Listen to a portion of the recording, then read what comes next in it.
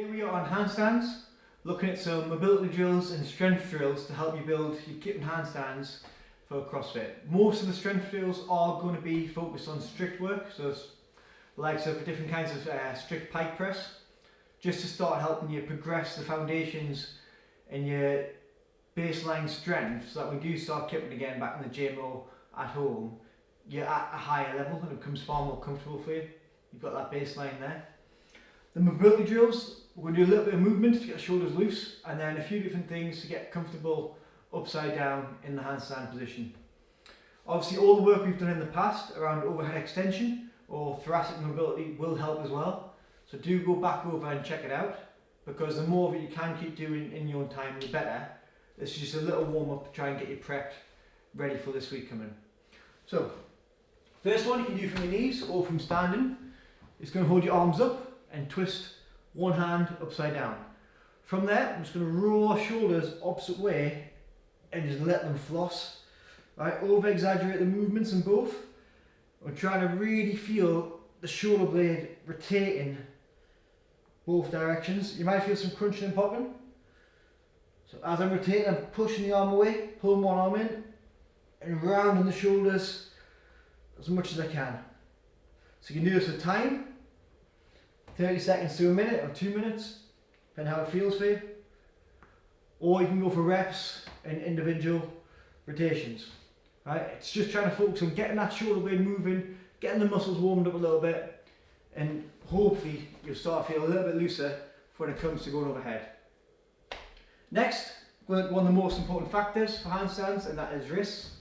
Doesn't matter when you're doing it, your wrist should have enough mobility, so enough range, especially if you're coming back. So generally when we're coming this way, we need to have the movement. We can test it quite easy that if you lock your arms out and come forward, if you're getting stuck like here or further back and you can't get yourself stacked right over, you're going to struggle when it comes to handstands, right, to get in the right shape. So as we've done in the past, dead easy. You start with your hands facing together, wrap your elbows round and just start doing nice big circles, rolling round. You can play with the distance of your hands, wider shoulder, and you see where it feels good for you. Work through that range. Try and get in there. You have one of my favourites. This is to put my hand backwards, one hand on the back, give it a little bit of pressure and support, and just rock backwards, side to side. Try and find somewhere that feels a bit tender. You can try bending the elbow a little bit to crank up the tension, straight. Now it's up to you how long you spend there. Generally for warm up I would recommend 30 seconds to a minute at least, just to try and get in there and make sure you cover enough range. If it's still painful afterwards, maybe do a little bit of strength work. So some coming up on the fingertips, get your fingers active.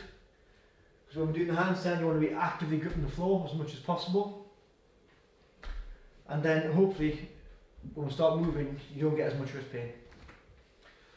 So the next mobility drill we're going to do is actually in a handstand position. If you're not fully confident getting up into a handstand, you might want to try just breaking it back down, focusing on that, so spend a bit more time daily getting upside down.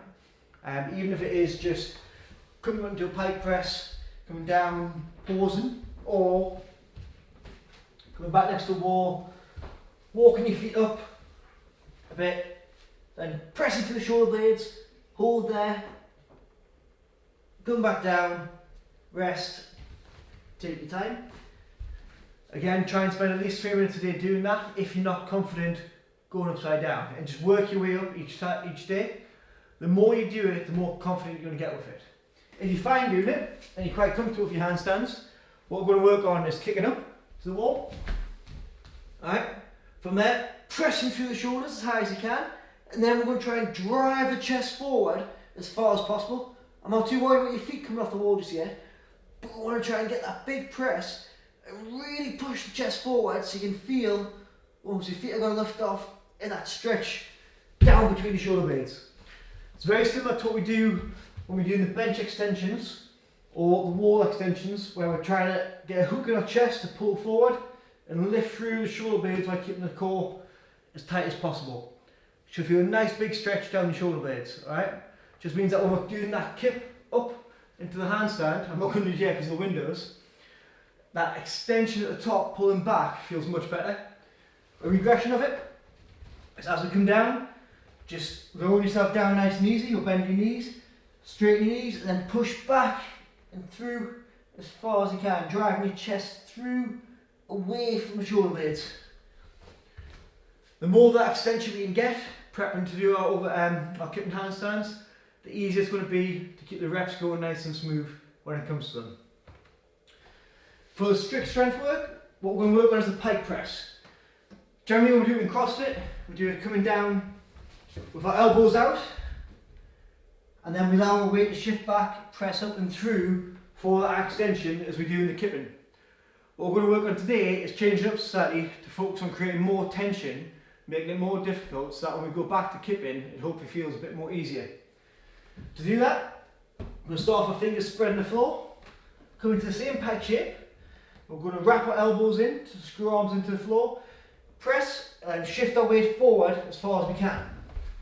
So from here, up, wrap my elbows in, up my tiptoes, shift my weight, and then as I come down through the shoulder blades, I want to keep that weight forward, loading through my hands as much as possible, pause, and then drive up with my weight forward as far as possible. If you're struggling with this, what we can do is then play with shifting our weight forward or backwards to make it easier. So the further back my weight is, the easier that press is going to be. From there, we can work on stacking our feet. The higher we stack our feet, the harder it's going to be. I'm going to start with a little table. So, exact same principle. Try and get yourself as stacked as possible so you can work on that mobility overhead. Squeeze the bum nice and tight. Come down, pause, and then the more I shift my weight back, the easier that press will be. The more my weight comes forward, the harder, keep my shape locked in, that press will be coming back up. It gets very difficult to talk when that weight's forward. Keep the reps low, working on strict strength, so anything between 4 and 6 reps or 3 and 6 reps is going to do the job. Ideally, you want to be feeling within that rep range as well for about 4 sets. So try and find a progression or an area where you can shift that weight with that control and feel roughly around there. And it means that getting out of that hole, that bottom position in your kipping handstand push-ups is going to become a lot easier, right? Because you've got that strength to give you that initial push, and then you can use the kip to do the rest of the work for you. Alright? I hope you enjoyed, guys. Please let me know if you have any questions, just ask. And yeah, alright, take care.